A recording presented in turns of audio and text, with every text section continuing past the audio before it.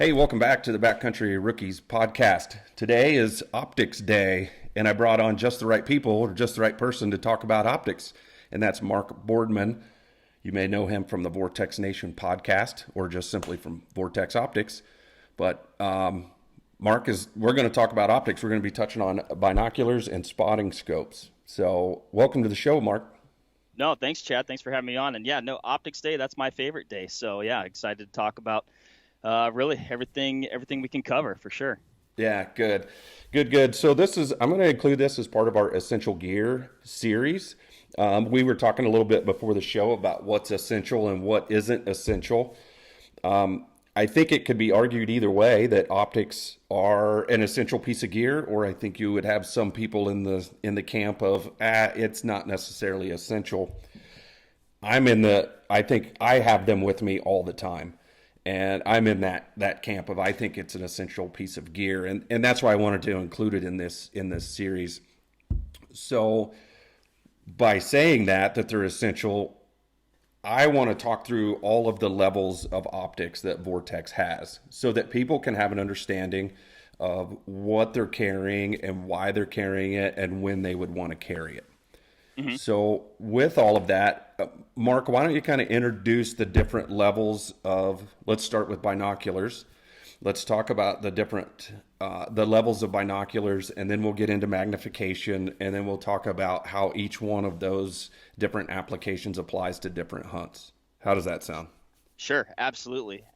So yeah, and when we're talking maybe, for glassing and binoculars specifically, of course, I sit in my Vortex chair, right? I always kind of caveat things with that. But, outside of the actual projectile that's going to be doing the physical killing of the animal you're trying to pursue, man, I think your optics might be second to that. They are, like you said, are they absolutely, I guess, essential to kill an elk or a deer? Yeah, it's happened before, right? Probably for thousands of years.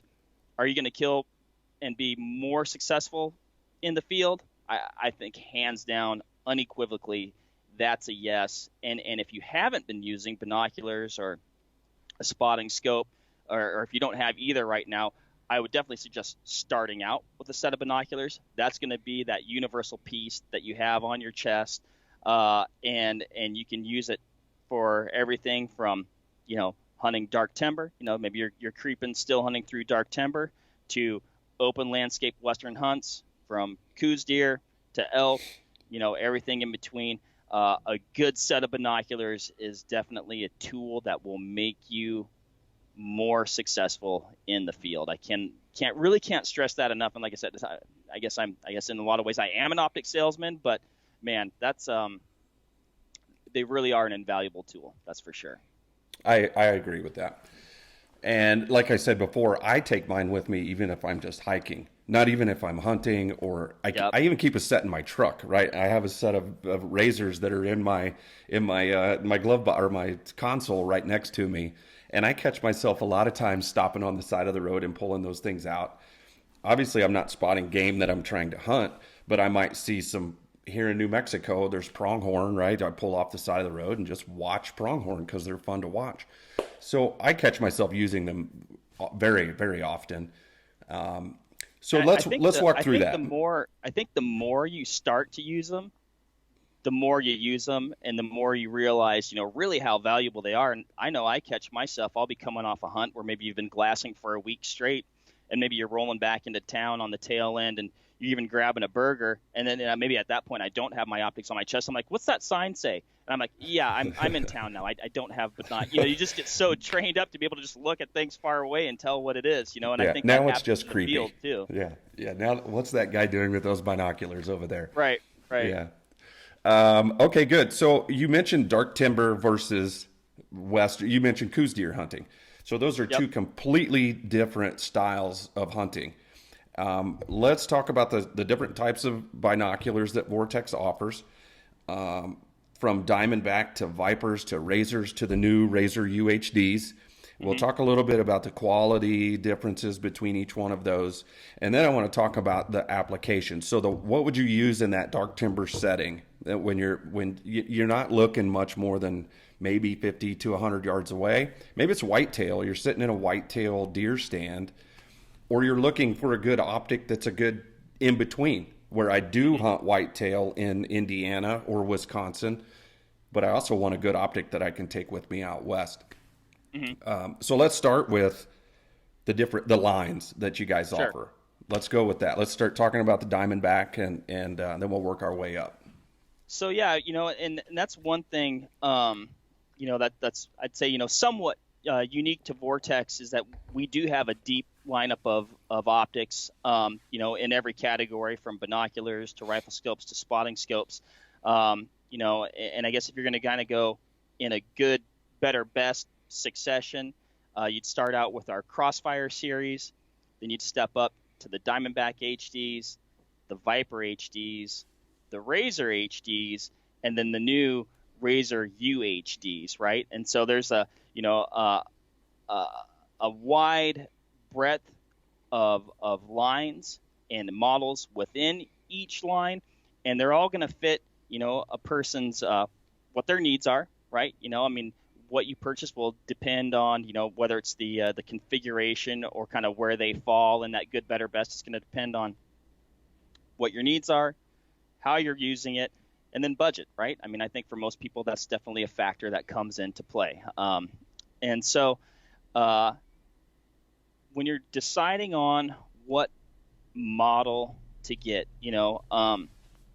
I'd say a 10 by 42 is kind of the most universal, right? You've got 10 power magnification, a 42 millimeter objective. That's going to give you plenty of light transmission. It's going to be a full-size binocular, but still a fairly compact binocular. It's going to sit on your chest nicely. It's not going to weigh you down. Easy to handhold, right? And so there's just there's a lot of benefits to a 10 by 42. I certainly would recommend if a person wants to carry a tripod, you can definitely tripod glass very, very successfully with a 10 by 42. And I think you're going to enhance your optical experience. And I think that's even across the board. Anytime you can get your binos on a tripod, you're going to enhance your effectiveness when you're glassing. And sometimes, and myself included, I don't always want to carry a tripod. Maybe you're trying to go light and fast. Maybe you're not bringing the spotting scope. So you're trying to weigh those options, right? But a 10 by 42 or even an 8 by 42 is going to be a very, very universal optic. When you start stepping up into like a 12 power, like a 12 by 50 or something like that, that's another one of my favorite configurations. So that's going to be a 12 power bino with a 50 millimeter objective. It's nice you increase the power, but you've also increased the objective diameter a little bit. So you're still going to, I guess, that ratio increases that exit pupil a little bit. So you're not going to, lose that light transmission, as you step up in power. So it's I wouldn't call it a specialized piece. I see a lot of guys, and myself included, gravitating towards that 12 by 50 as an all-around, but I'd say that's an all-around mostly if you're going to be on more open landscape hunts. And again, that bino's doing double duty, right? It's going to be your chest bino and your tripod bino. So you may, again, you're trying to find that dual purpose that's going to, perform and suit your glassing needs in the game that you're pursuing. Yeah, absolutely. I think those are great options. That 12 by 50 is becoming super, super popular. I'm seeing it a lot. And that new UHD, people are loving that 12 by 50 and that UHD, which are phenomenal binos. I have the 10 by 42s, and I can't say a single bad thing about them, except that I don't also have a set of 12 by 50s, which will be coming soon. But so those, I think for the Western hunter, which is mostly what we try to promote to, is that Western hunter. I'm thinking that Diamondback is a really good entry level line for that. Mm-hmm. You guys just released something new this year in that Diamondback line, and I was really happy to see it come out. I think you've got a set of them with you there if you can hold I them do, up. yeah. Is it 15 by 56? Is that right? So this is our new Diamondback HD 15 by 56, and really, whether you're in the speaking, I guess, to the Diamondback series, bang for the buck, it is really tough to beat the Diamondback series. The 10 by 42 is going to retail for about $230, right? But what you're getting for that $230 is an incredible amount of optical performance, clarity, resolution, color fidelity, but you're not killing yourself in your pocketbook, right? So it's definitely more within reach to the average hunter. If you're and it's certainly I'd say it's kind of like hovers in our entry point into the binocular market, but it's certainly not an entry level binocular by any stretch of the imagination. So like you said, we recently added to the series with the Diamondback HD 15 by 56, and this is a bino, and you might be able to see here if anybody's watching. And we've got a tripod adapter mounted to it, and this is purpose built for tripod glassing. I mean, you're locking this thing down on a tripod, getting to your glassing knob, and getting to work, and you might be glassing there for 5 minutes or 5 hours. You might post up all day depending on where you are and what you're hunting. We were talking a little bit about coos deer. 15 by 56 or an 18 by 56 or, and the 12 by 50, like we talked about earlier. Those are great options for, long range, just intense, literally tearing apart the landscape methodically, like inch by inch. I mean, gritting it out, right? So, and this is a great binocular to do that. But it's still, I'd say historically, right, like a 15 by 56, they've fallen into like that, that top tier, that upper echelon of binoculars. And what we were able to do with this one is provide a really great amount of optical quality, but it's not going to, again, kill a person in their pocketbook. So it's more within reach. Yeah.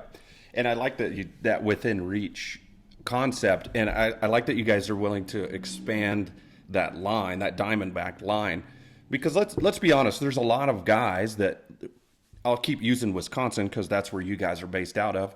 There's a lot of people that they're not going to go every year from Wisconsin to Colorado or Idaho or Montana and do Western big game hunting.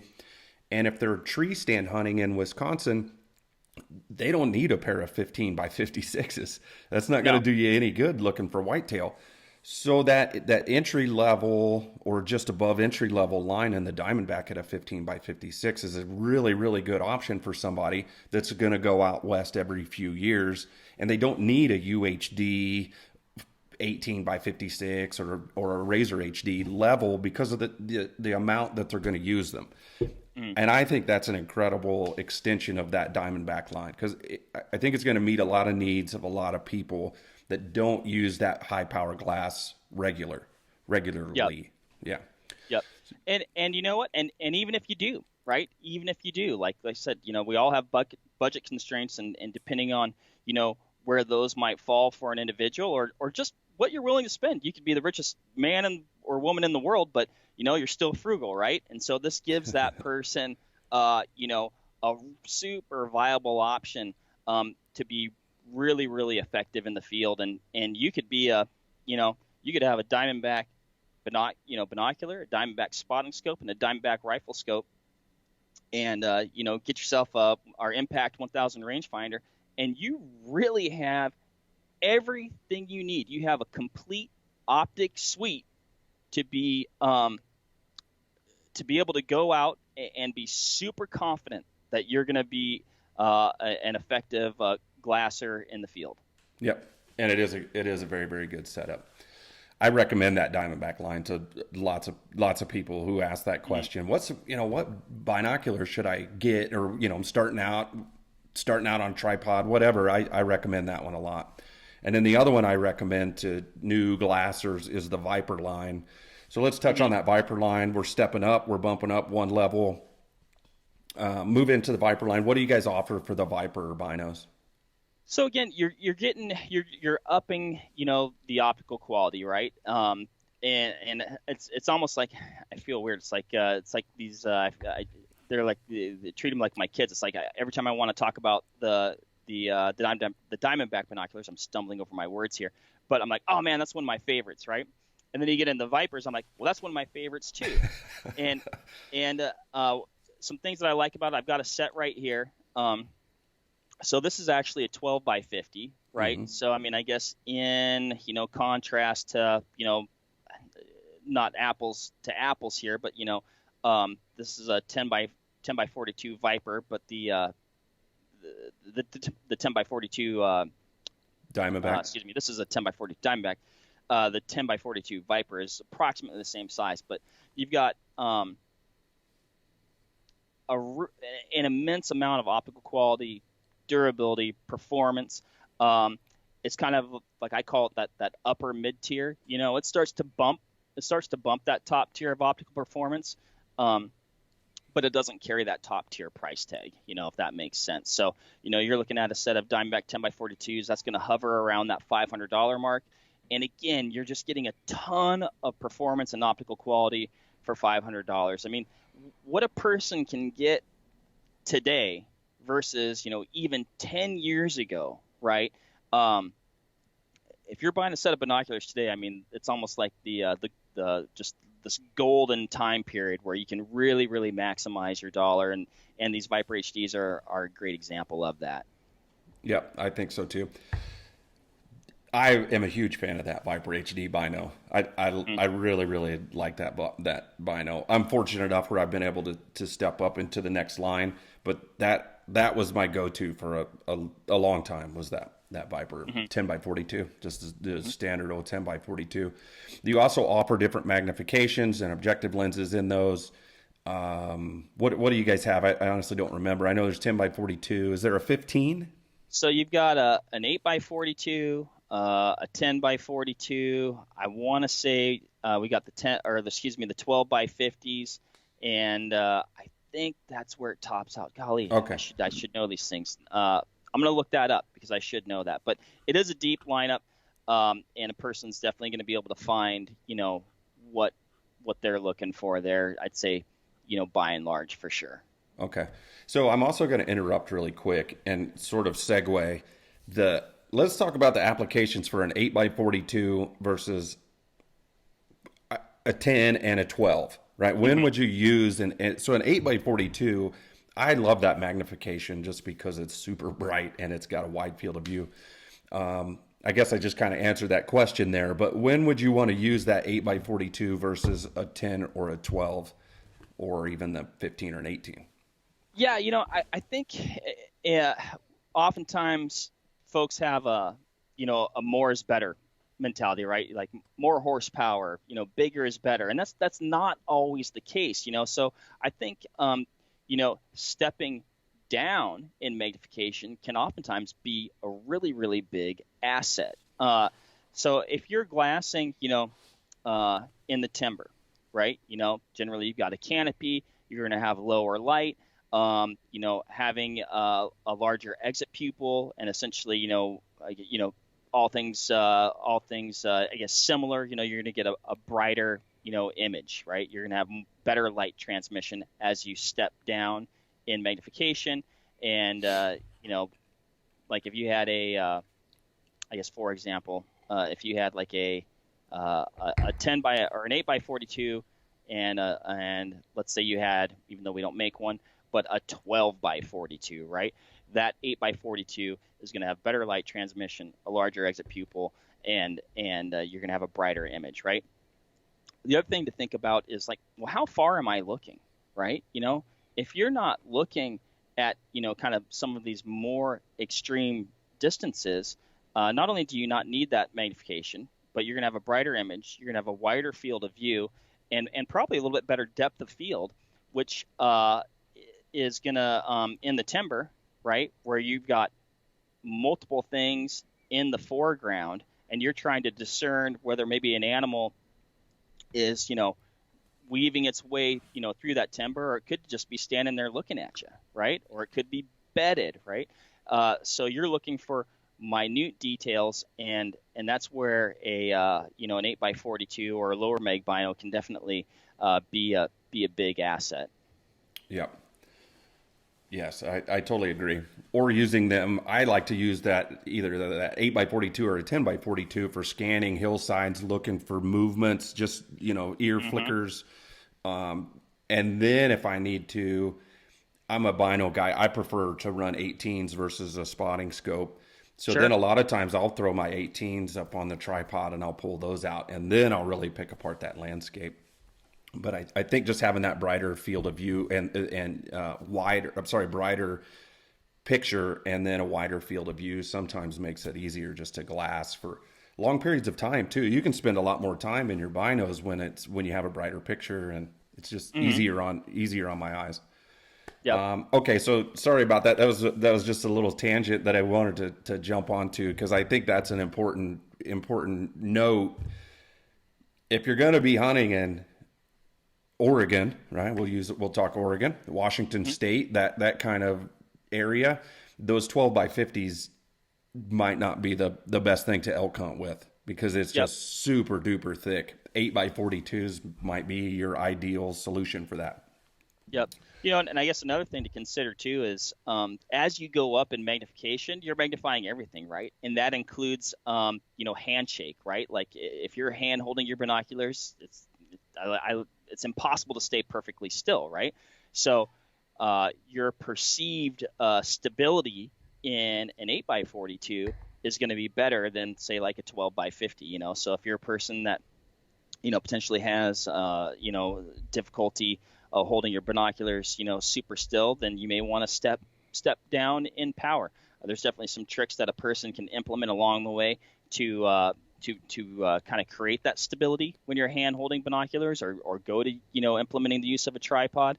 But that's something to consider too. And I would throw like that 12x50 as kind of like that's the upper end of magnification, where a person generally is comfortable hand holding a binocular before you want to go into using a tripod. Yep, I totally agree. I have a pair of Kaibabs, and I would never want to hand hold those things, just because I end up. You really can't see that much. I mean, you can really quick if you're just coming up and looking at something, and their weight becomes a factor. Things start to get heavier the bigger the glass and the bigger the binocular. So totally agree. 12x50, I think, is that upper limit.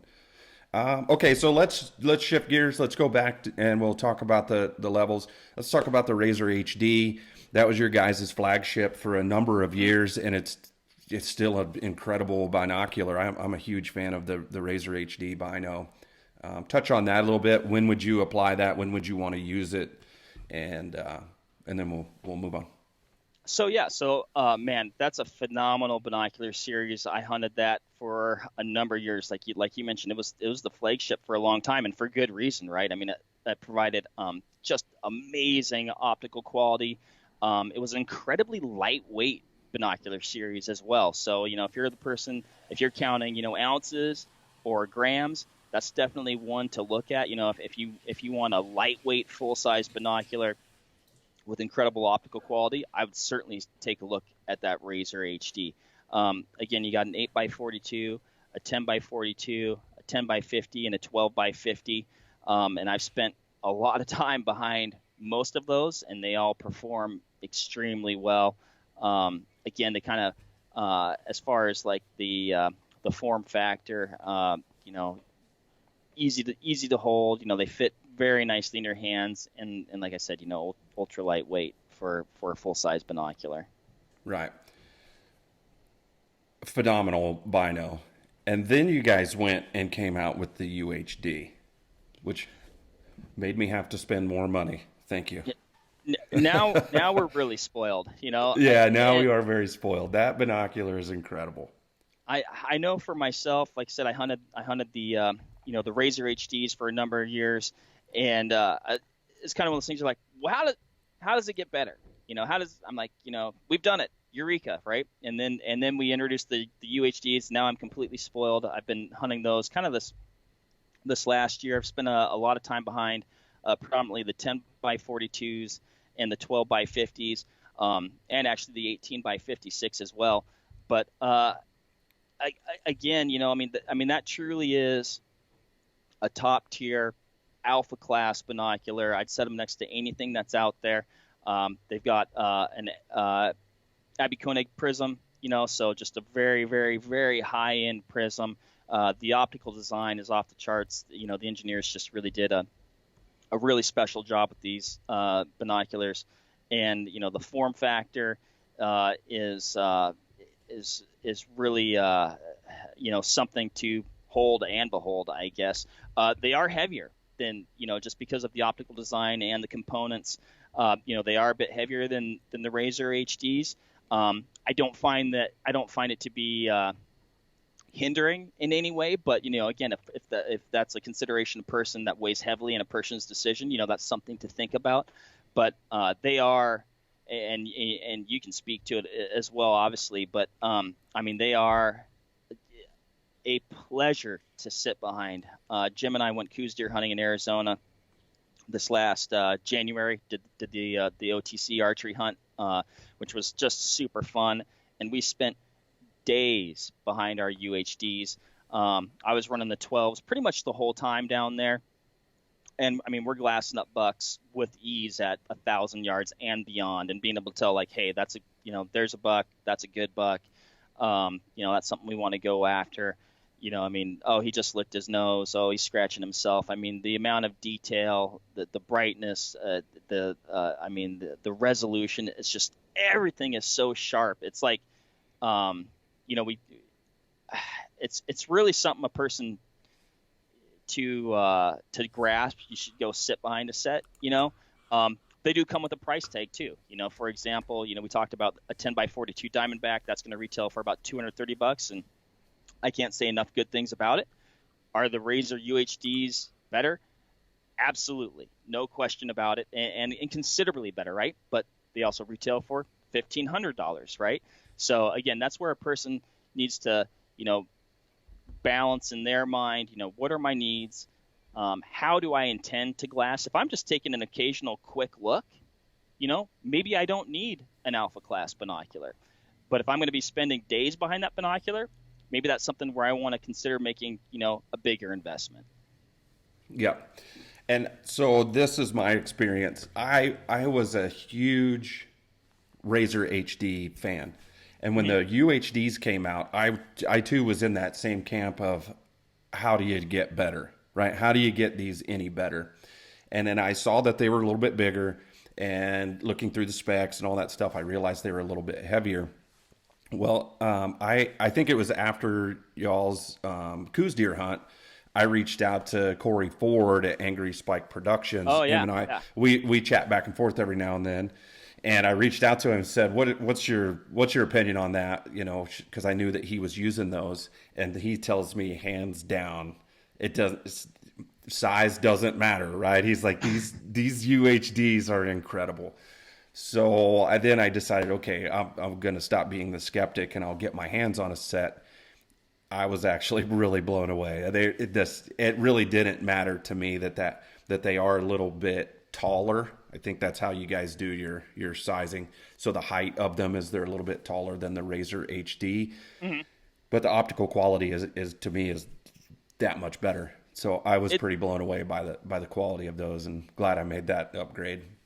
Yeah, it's substantial enough that it just justifies the price difference. And we look through binoculars, optics here like all the time. That we eat, sleep, breathe Makes optics. sense. And you talk.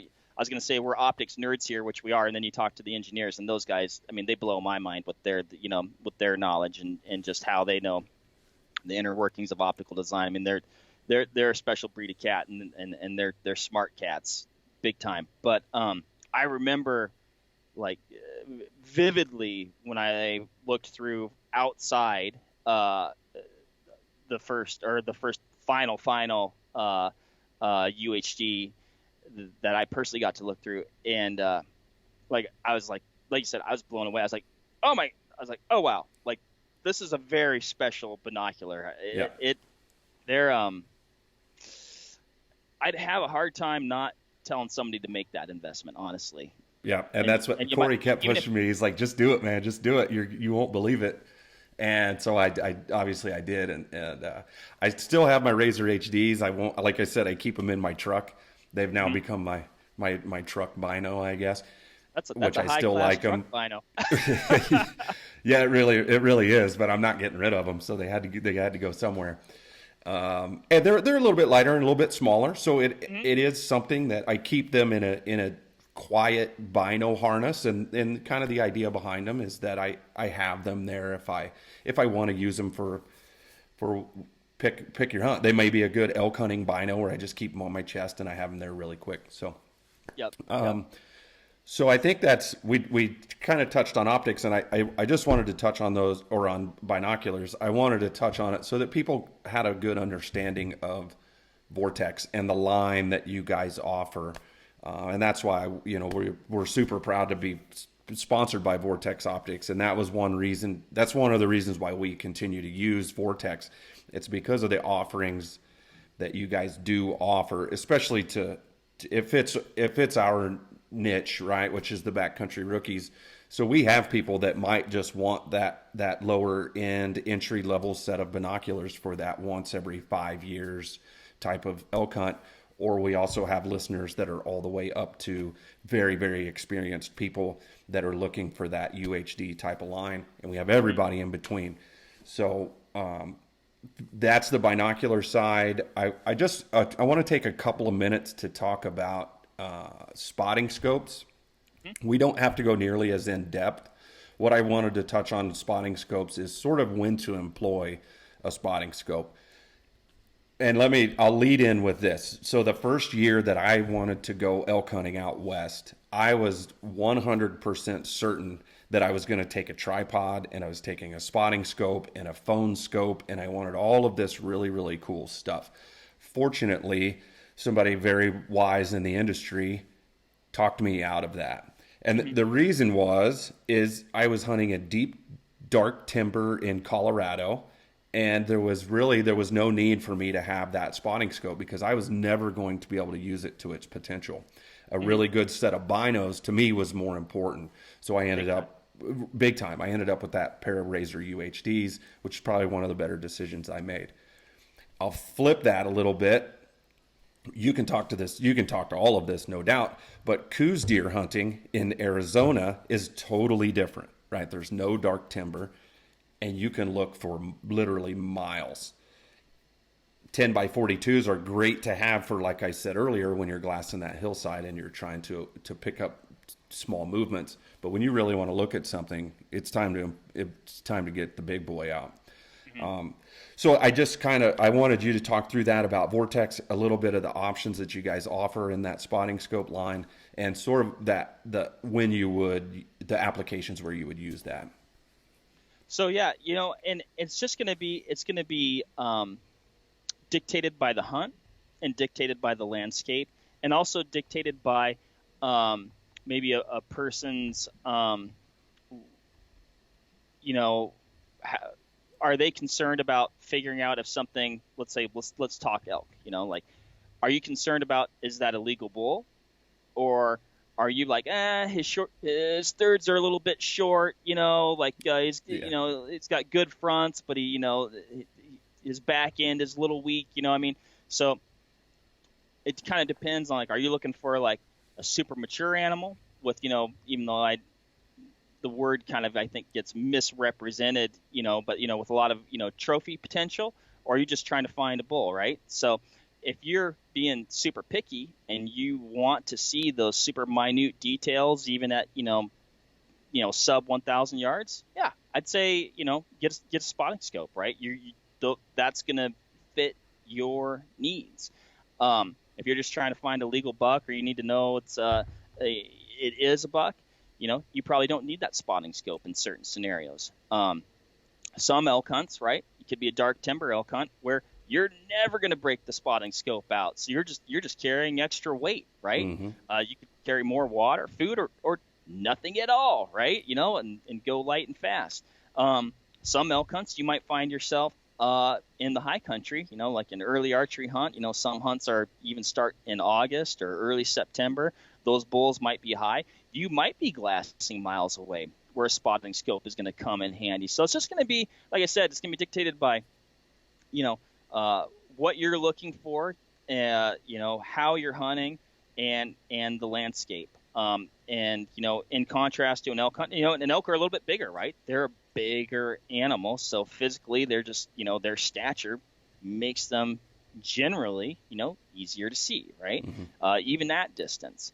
So, in contrast, we're talking about coos deer hunting or desert mule deer, or maybe, sheep hunting or something like that. If you're lucky enough to draw a tag, man, a spotting scope's going to come in really, really handy. I'll say, though, that even keeping that in mind, most of the time, at least when I personally break out a spotting scope, it's actually after I've already found something with my binoculars, and I'm just trying to get a closer look, So, and there's certainly some situations where you are glassing, with your spotting scope because you are trying to look at those, a basin that could be miles away, right? And you want to pick it apart. So, if you want to go over there, and that's also a scenario where like an 18 by 56 UHD can be a big asset as well, though, because you can glass super far away.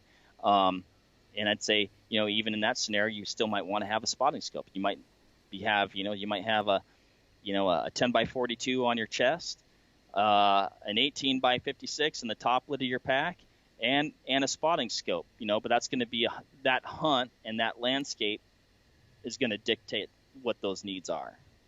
Yeah, absolutely. Absolutely. I think we'll start wrapping it up right now. I know you had a meeting that you needed to get to, so I won't keep you too much longer. I wanted to just throw out your contact info. There's many ways to find Mark Boardman for sure, and I'll definitely say listen to the Vortex Nation podcast. I try not to miss an episode of those things. So we appreciate any plug we can get. Absolutely. So I'll let you, if you want, hit up your contact info and where to find Vortex Nation podcast and all that stuff, and then we'll hit it again next time. Yeah, I mean, 800-426-0048. You can get to Vortex Optics. Any of our social platforms, our social team those guys and gals are on point, super responsive. The consumer sales department, man, get with those guys. We really have a team of experts that, they are power users of all these products. It's like, if you're into Western hunting, bam, we got multiple people that can speak to that. If you're hunting whitetails, we got a ton of people that can speak to that. If you're into competitive shooting, whether it's 3-gun or precision rifle or F class, we've got guys and gals that can speak to that. So, really, whatever your application, we can answer those questions, and it may not even be optics related. It's a very, very experienced team that's going to be able to help you out with any of those questions. VortexOptics.com, you can check out all the products. If you want to go look at products at retail, we have an extensive dealer network. Vortex Nation podcast, we try to cover a lot of optics related topics, as well as topics outside that, or maybe, I guess a lot of them revolve around optics in some capacity, but that's not necessarily the focus, no pun intended. Hit us up. We want to talk to you. If you got a question or you're looking at something or considering or deciding between models, hit us up, and we want to help our customers out before, during, and after the sale. Yep, most definitely. All right, Mark, I appreciate you coming on. I really do. We'll touch base again about rifle scopes here in the near future when our schedules align again. And for those listening, go check out that Vortex Nation podcast. Like you said, not only optics, you guys touch on all kinds of stuff. Calibers, 22 long rifle shooting, long range shooting, 3-gun. It's really every week. It's like, oh man, dang, this is something new I really want to listen to. So it's always something good. We'll cut it off right there. I appreciate your time, and awesome. I really do appreciate you coming on. No, we appreciate you having us on, and it's always a pleasure. It's super cool chatting. Hopefully, people find some of my rambling at least minorly beneficial. And yeah, when it comes to topics, I mean, hit us up with that too, because we always, if people are interested in something, we want to hear about it and we want to talk about it and hopefully help them out. So, Very good. All right. Thank you, Mark. all right, thank you, Chad. Take care. All right. Out of here.